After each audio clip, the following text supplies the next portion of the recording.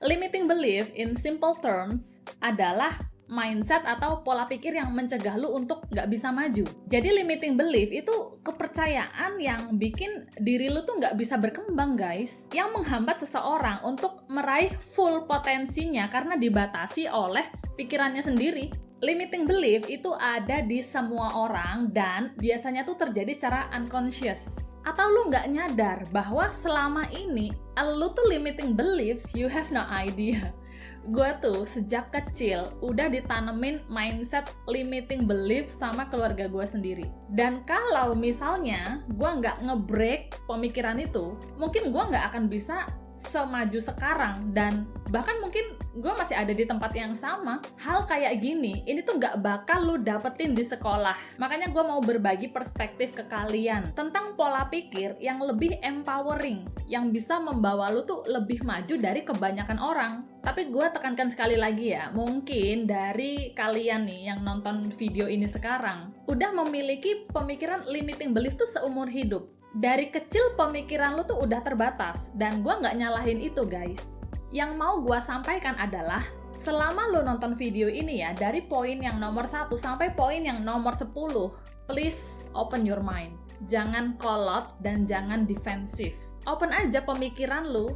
Gue cuma menyarankan lu untuk lebih terbuka sama pemikiran baru. Biar nantinya tuh lu bisa mikir sendiri dan menimbang-nimbang kira-kira pemikiran mana yang menurut lu tuh lebih bermanfaat. But anyway, limiting belief yang mau gue jelaskan kali ini adalah tentang diet dan pola hidup sehat ya. Jadi siapin diri lu dan tonton penjelasan selengkapnya di video ini sampai habis. Hai guys, my name is Rebecca. Gue suka sharing topik tentang wellness, self-love, and growth mindset. Jangan lupa subscribe karena lu bakal dapetin banyak banget hal positif and insight baru lainnya dari channel ini.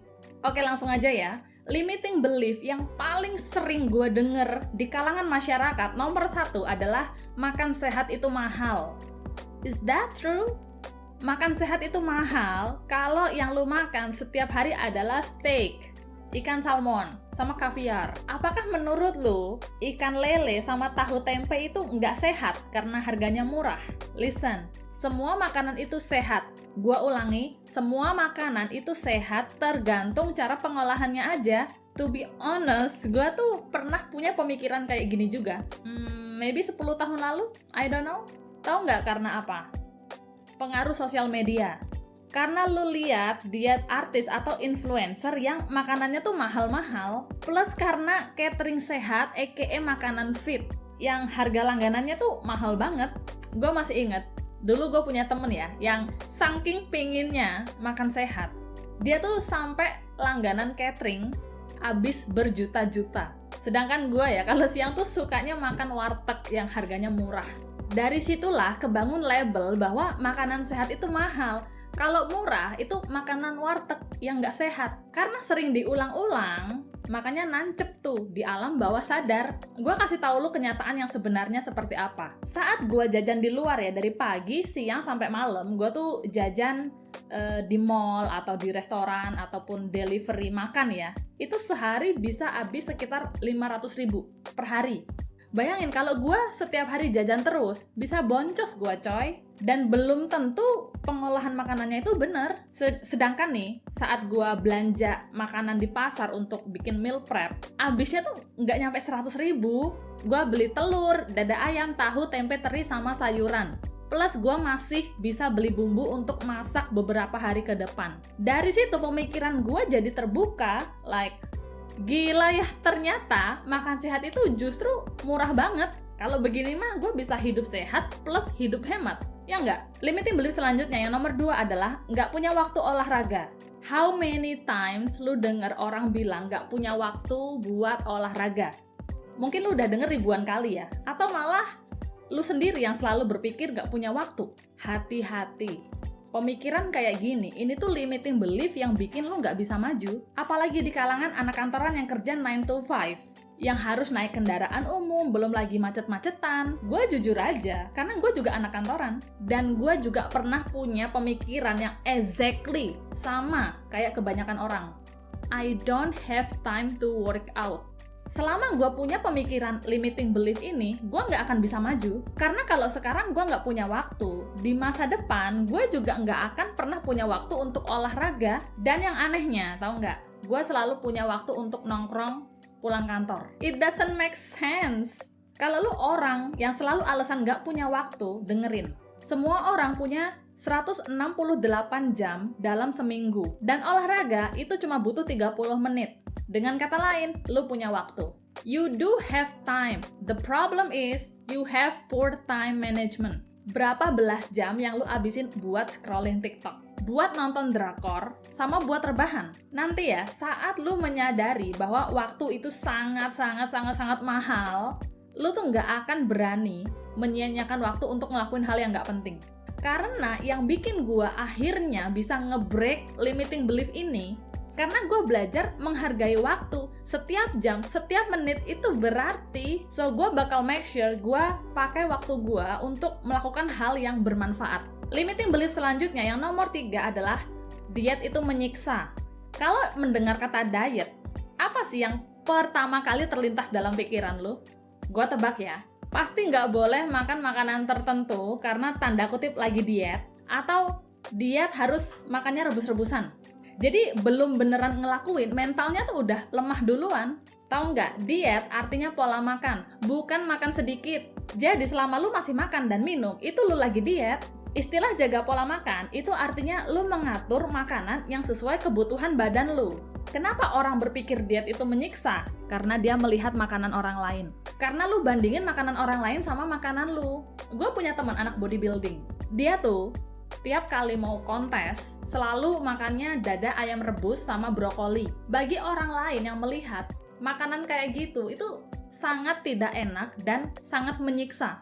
Tapi bagi dia, emang itu yang dibutuhkan tubuhnya untuk persiapan kontes. Kalau lu kan nggak ikut kontes, jadi of course, harusnya makanan lu tuh beda. Pola makan setiap orang itu nggak sama coy. Kebutuhan kalorinya beda, goal fitnessnya beda, kondisi kesehatannya beda, dan makanan favoritnya juga beda. Jadi kalau lu mencontek diet orang lain, ya pastilah diet lu nggak akan bertahan lama. Diet yang sustainable bisa bertahan jangka panjang itu harusnya diet yang lu enjoy, yang fleksibel dan nggak ada pantangan. 80% kebutuhan nutrisi, yang 20% buat kesenangan. Makanya abis ini lu tonton deh video gua ya yang judulnya Ikutin Diet Artis. Biar perspektif lu soal diet tuh lebih terbuka. So guys, coba lu pikir-pikir lagi deh. Bener nggak sih diet itu menyiksa? Selanjutnya, nomor 4 adalah genetik keluarga gendut. Beneran ada loh orang yang satu keluarga tuh obesitas semua. Nyokap, bokap, kakak, adik, semuanya gendut. Dan penyebabnya sebenarnya bukan genetik sih, lebih ke habit dan lifestyle-nya aja yang emang gak bagus. Pernah ada yang komen di Instagram gua, by the way kalau lo belum follow ya, Instagramnya @kang_recommend. Dia bilang gini, bahwa semua keluarganya itu gendut, tapi dia sendiri yang badannya fit karena dia rajin olahraga. Jadi kalau saat ini keluarga lu gendut, terus lu berpikir lu gendut karena genetik, you don't. Lu tetap bisa punya badan fit. Semua tergantung dari keputusan lu. Apakah lu memilih untuk olahraga dan jaga diet, atau malah lu ngikutin lifestyle keluarga lu yang suka rebahan sambil makan junk food plus nggak pernah olahraga? Even kalau orang tua lu sendiri selalu bilang bahwa lu pasti gendut karena keturunan lu gendut, itu adalah narasi yang salah. Dan semuanya akan terjadi sesuai sama apa yang lu percayai. So guys, kalau selama hidup lu percaya lu gendut karena genetik, coba lu pikirin ulang. Apakah lu mau terima begitu aja? Atau lu mau tulis narasi lu yang baru? Which is yang lebih empowering ya, like kesehatan itu tanggung jawab lu sendiri. Limiting belief yang kelima adalah badan bagus cuma untuk orang kaya. Gue punya temen yang dia tuh rela bayar puluhan juta buat ke dokter kecantikan. Gue nggak tahu dia ngapain, pokoknya sekarang badannya tuh kurus. Sementara kurus ya. And respon teman-teman yang lain adalah, wah enak ya kalau punya duit banyak bisa perawatan kecantikan di dokter. Ada juga yang bilang, coba duit gue sebanyak Nia Ramadhani, pasti gue juga bisa kurus. The moment gue denger dia ngomong begitu, gue langsung tahu kalau dia limiting belief. Dia percaya kalau cuma orang kaya aja, orang yang punya duit banyak, yang bisa punya badan bagus. Pikirannya sendiri yang membatasi kemampuan dirinya. You don't know what your body is capable of. Tubuh manusia itu luar biasa hebat banget. It's a shame kalau lu tuh membatasi kemampuan tubuh lu sendiri. Pas gua masih underweight, cungkring, kerempeng, gua nggak pernah ngebayangin diri gua itu bisa angkat beban 110 kilo. Karena it is a lot of weight. Dan sampai sekarang pun gue nggak membatasi kemampuan diri gue. Malahan nih, gue yakin tahun depan gue bisa angkat 130 kilo. Gue nggak pernah mau membatasi kemampuan diri gue. Dan lu perlu ingat, tubuh yang bagus dan kuat itu nggak bisa dibeli pakai duit. Lu tuh harus kerja keras banget untuk mendapatkannya. Limiting belief selanjutnya yang nomor 6 adalah terlalu tua untuk olahraga. Lu tinggal di zaman apa sih? This is 21st century coy. Udah nggak zaman lagi lu punya pemikiran kayak begitu. Gue tuh follow influencer luar negeri namanya Granny Guns. Dia udah nenek-nenek, umur 70-an tahun kalau nggak salah. Dan dia sekarang terkenal jadi fitness influencer dan dapat banyak sponsor justru saat dia udah nenek-nenek, udah tua. Di saat nenek-nenek yang lain udah pada retire, udah pada pensiun, Granny Guns ini malah makin semangat nge-gym dan menginspirasi anak-anak muda. Makanya ya kalau scroll sosmed itu jangan cuma liatin drama rumah tangga selebriti aja, tapi follow juga orang-orang tuh yang bisa menginspirasi lu. Gue tuh follow ya, ada cewek umur 40-an tahun dan dia masih ikut kontes powerlifting, deadlift 170 kilo. Hebat banget nggak tuh? Umur itu cuma angka coy. Bener kayak yang Napoleon Hill bilang dalam buku Outwitting the Devil, bahwa banyak orang tuh nggak mau mencoba sesuatu karena fear of old age. Dia merasa nggak bisa ngapa-ngapain karena terhalang usia. Lihat orang-orang yang nggak takut sama umur. Contohnya McDonald dan Colonel Sanders yang punya KFC. Dia sukses justru saat umurnya tuh udah di atas 60 tahun. Makanya kalau ada orang alasan nggak mau olahraga lagi, nggak mau belajar lagi dengan alasan umurnya yang udah tua padahal masih 30 tahun, gue gregetan sih coy. Sayang banget, dia tuh membatasi potensi dirinya. By the way, abis ini gue saranin lu tonton deh video gue yang review buku Outwitting the Devil karena ada banyak banget pesan penting di dalam video itu. Selanjutnya, limiting belief yang nomor 7 adalah cewek nggak boleh berotot. Siapa bilang? Siapa bilang cewek nggak boleh berotot? Pasti yang bilang tuh orang yang minim pengetahuan, orang yang zero knowledge, nggak pernah belajar dan nggak olahraga. Lu mau dengerin orang kayak gitu? Lu tuh sampai kapanpun nggak akan pernah bisa berotot kayak cewek pro bodybuilding di internet. Nggak akan mungkin, itu mustahil. Karena mereka nggak natural. Cewek yang pakai steroid itu karena emang kerjaannya mereka full time ikut kontes bodybuilding. Mereka atlet. Kalau lu sama gua, kita olahraga itu untuk sehat, memperbaiki body komposisi sama biar badan dan tulang kita juga kuat. Cewek yang angkat beban, badannya tuh bagus tau. Badannya lebih kenceng, pantatnya bulat, lebih slim dan seksi banget. Nilai plusnya adalah lu lebih kuat. Lu bisa kuat angkat galon, gendong anak, plus angkat belanjaan tanpa bantuan siapapun. I mean, emang lu nggak mau punya fisik yang kuat sampai tua? Olahraga itu investasi coy, apalagi buat cewek ya. Kita tuh harus olahraga angkat beban. Kenapa? Biar pas tua nanti ya, tulang sama sendi kita tuh masih kuat. Lu tahu Jennifer Lopez, umurnya tuh 54 atau 55 tahun. Tapi badannya tuh jauh lebih bagus dari cewek-cewek muda yang nggak pernah olahraga. Gua sih mau ya kayak Jennifer Lopez. Limiting belief selanjutnya yang nomor 8, dan ini tuh umum banget, yaitu nggak ada teman olahraga. Lu kira gue punya teman olahraga? Sejak tahun 2018, pas pertama kali gue menginjakan kaki di tempat gym, gue tuh nggak punya temen nge-gym. Gue tinggalin semua teman-teman gue. Kenapa? Karena pas gue ngajakin, mereka tuh banyak alasan. Sibuk lah, banyak kerjaan, ini itu, rumahnya jauh, nantilah bla bla bla. Kalau gue selalu nungguin mereka untuk olahraga bareng, gue bakal menunggu seumur hidup coy. Kalau temen lu nggak mau maju sama lu, tinggalin. Jangan biarkan mereka tuh menjadi penghambat lu.